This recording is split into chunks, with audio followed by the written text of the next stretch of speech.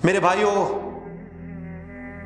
اللہ تعالیٰ قرآن مجید میں بیان فرماتے ہیں حل جزاء الاحسان الا الاحسان، کہ نیکی کا بدلہ نیکی کے سوا اور کیا ہو سکتا ہے۔ اس زمین و آسمان کے بننے سے پہلے صحیح مسلم کی روایت ہے 50,000 سال پہلے، اس کائنات کی تخلیق سے 50,000 سال پہلے اللہ رب العزت نے قلم کو پیدا کیا، اور ایک دوسری روایت کے مطابق پہلی مخلوق جو اللہ نے بنائی ہے وہ قلم ہے۔ اس سے پہلے صرف میرا رب اکیلا تھا۔ اللہ نے قلم کو پیدا کیا اور پھر قلم کو حکم دیا کہ ازل سے لے کر ابد تک، قیامت تک جتنے واقعات ہونے ہیں سارے لکھ دو۔ تو اس قلم نے اللہ کے علم کے ساتھ ازل سے لے کر ابد تک سارے معاملات کو لکھ دیا۔ اس نے یہ بھی لکھ دیا کہ میں نے اور آپ نے رزق کتنا کمانا ہے۔ اس نے یہ بھی لکھ دیا کہ میں اور آپ زندگی کے اندر کس عمر کے اندر اپنی اس زندگی کی دوڑ میں تھک کر گر پڑیں گے۔ اس نے یہ بھی لکھ دیا ہمیں کتنی عزت ملے گی، کتنا عروج ملے گا، کتنی اولاد ہوگی، کیسا کاروبار ہوگا۔ یہ سارے معاملات اس قلم نے لکھ دیے۔ تو میرے بھائیوں غور کیجئے گا، میری اور آپ کی دوڑ اس چیز کی طرف ہے جو چیز ہمارے مقدر میں لکھ دی گئی ہے، اور ہم کوشش ضرور کریں گے، لیکن ہم جو لکھا گیا ہے اس سے زیادہ چیزوں کو نہیں پا سکتے۔ لیکن کیسی بات ہے، کیسا المیہ ہے کہ وہ آخرت کا میدان جو حقیقی زندگی ہے، اصل زندگی ہے، جو حقیقی منزل و مقصد ہے، اس منزل و مقصد کی طرف میری اور آپ کی دوڑ نہیں ہے۔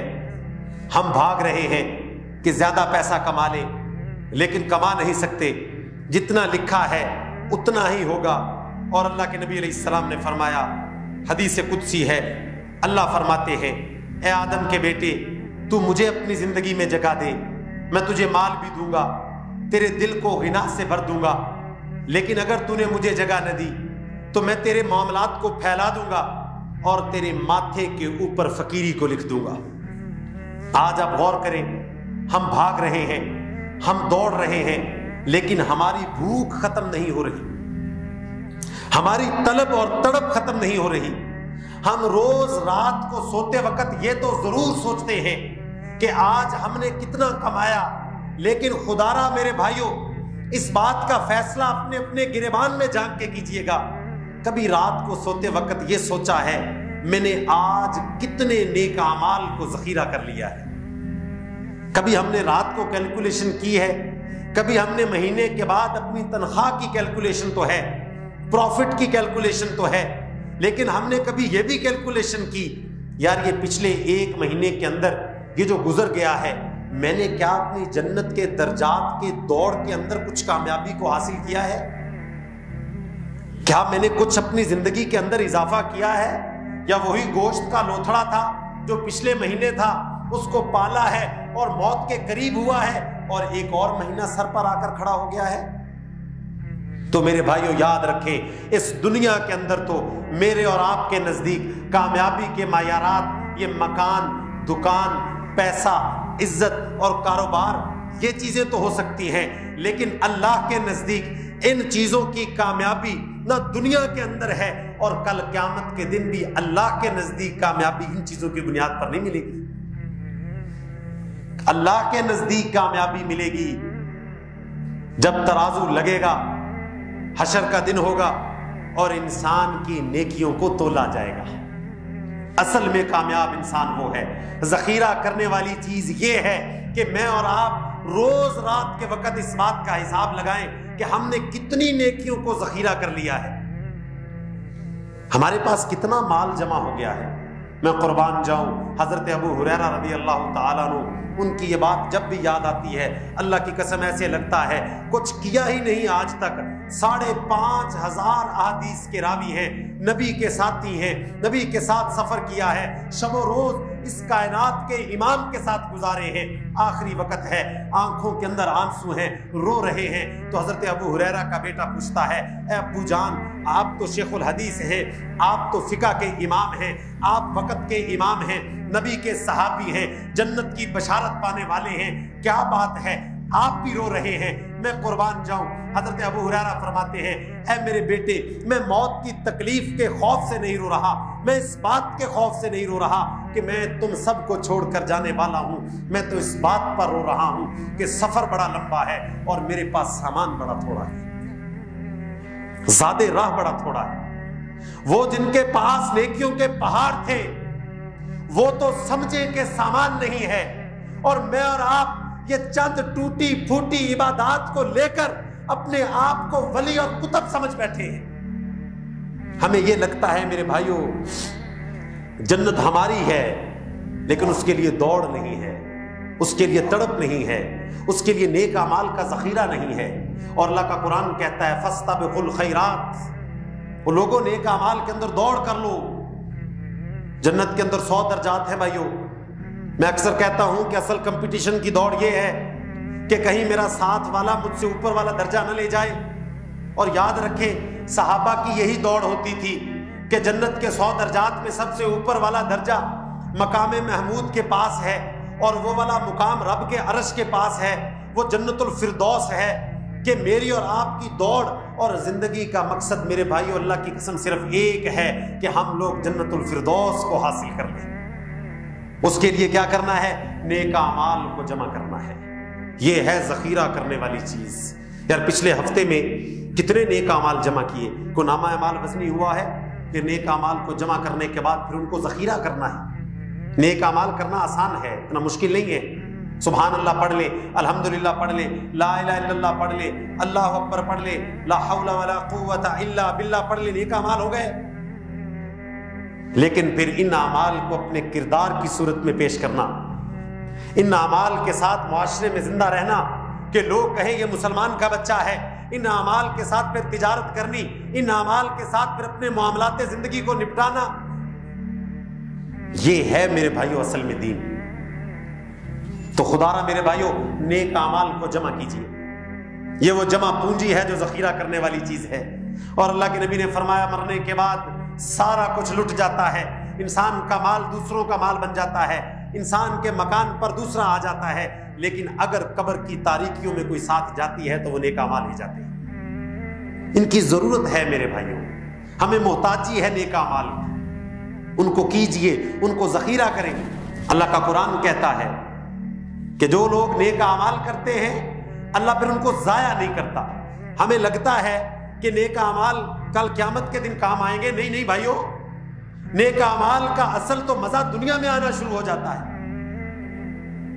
حضرت موسیٰ اور حضرت خضر علیہ السلام کا واقعہ ہم سب نے پڑھا، سورۃ الکہف کے اندر ہے کہ حضرت موسیٰ اور حضرت خضر دونوں اللہ کے بندے ہیں، ایک بستی کے اندر جاتے ہیں تو ایک دیوار ٹیڑھی ہوتی ہے، وہ بستی والے ان دونوں عظیم شخصیات کو کھانا بھی پیش نہیں کرتے۔ مسافر ہیں، بستی والوں کا حق بنتا ہے کہ کھانا دے دیا جائے، وہ کھانا بھی پیش نہیں کرتے۔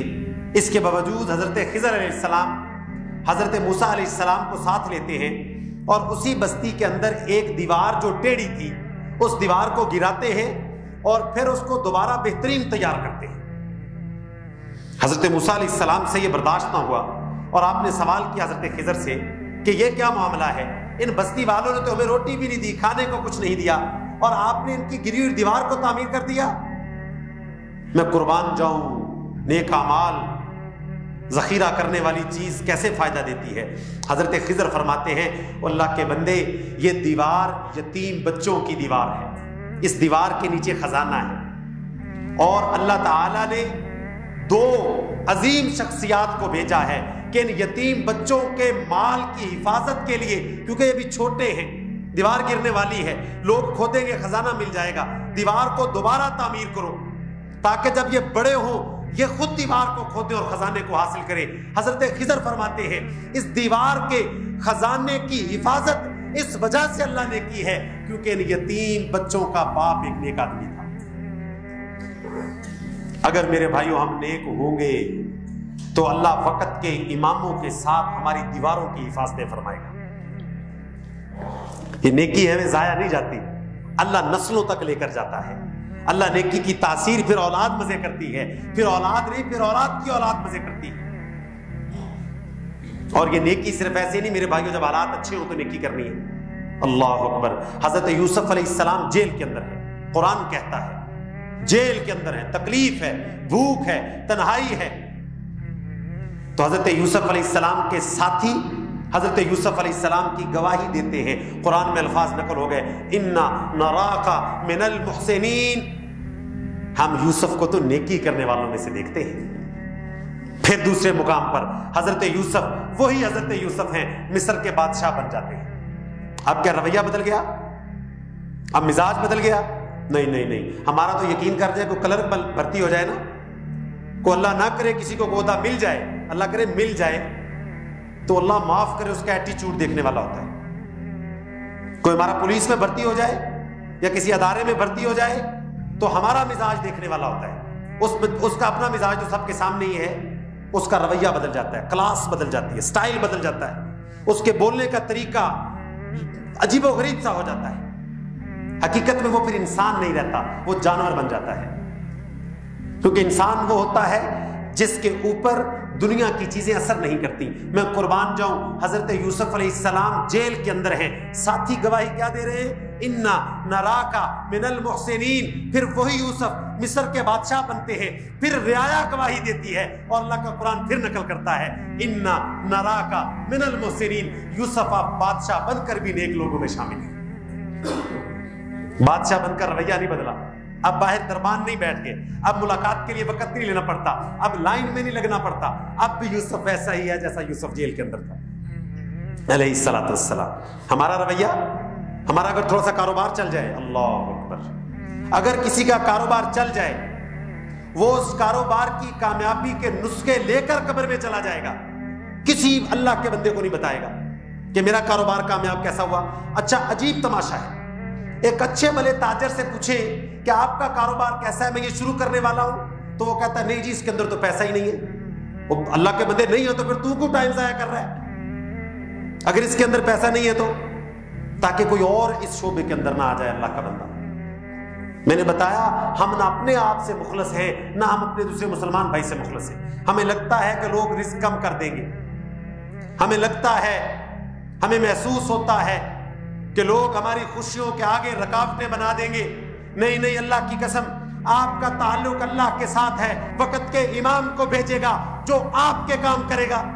اللہ پھر عزت کی لاج رکھتا ہے، اللہ نیکی کو ضائع نہیں کرتا۔ نیک اعمال کرے میرے بھائیوں۔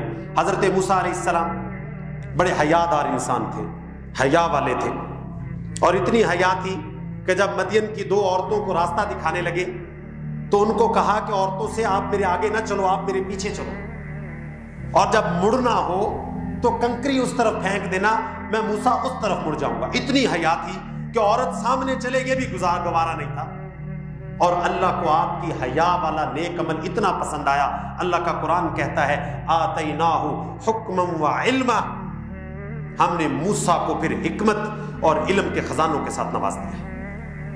نیک عمل کو اللہ نے حیا کو ضائع نہیں کیا۔ شیخ مدین کی بیوی، بیٹی، آج ہم سمجھتے ہیں کہ فحاشی اور عریانی اور سٹائل، اللہ معاف کرے، یہ ہمارے معاشرے کے اندر ایک عزت کا معیار ہے۔ یعنی جو عورت، جو لڑکی پردہ کرتی ہے، حیا کرتی ہے، اس کو سمجھا جاتا ہے دقیانوسی سی لڑکی ہے، اس کو کیا پتا جدید دور کے تقاضے کیا ہیں۔ اللہ اکبر، اللہ کی قسم، یہ اسلام کی عورت کا شیوا نہیں ہے، وہ سمٹی ہوئی ہوتی ہے، اس کی آواز کا بھی پردہ ہوتا ہے، وہ اپنے لباس کے ساتھ بھی لوگوں کے دلوں کو نہیں لبھاتی۔ اللہ کا قرآن کہتا ہے کیسی حیا ہوگی شیخ مدین کی بیٹی کی، کہ اللہ کا قرآن کہتا ہے تمشی علی استحیاء، کہ مدین کی، شیخ مدین کی بیٹی اتنی حیا سے چلتی تھی کہ اللہ نے قرآن میں بیان کیا ہے کہ اے میرے پیغمبر ان کو بتا دیجئے، اس عورت کے چلنے کا حیا کے ساتھ عمل اتنا اللہ کو پسند آیا کہ اللہ نے اس کو وقت کے پیغمبر موسیٰ کی بیوی بنا دیا۔ اور اللہ تعالیٰ نے قرآن میں کیا لفظ استعمال کیے؟ تمشی علی استحیاء، تمشی باستحیاء نہیں کہا، فرمایا وہ حیا کی سواری پر سوار تھی، یعنی جب وہ چلتی تھی تو ایسے لگتا تھا جیسے حیا کی سواری چل رہی ہے۔ اور جس کی حیا کی تعریف کائنات کا بادشاہ کرے، اس کی عزت اور عفت کا کیا مقام ہوگا؟ اور اللہ نے پھر اس کی عزت اور عفت کا کیا مقام رکھا کہ وقت کے پیغمبر کی بیوی بنا دیا ہے۔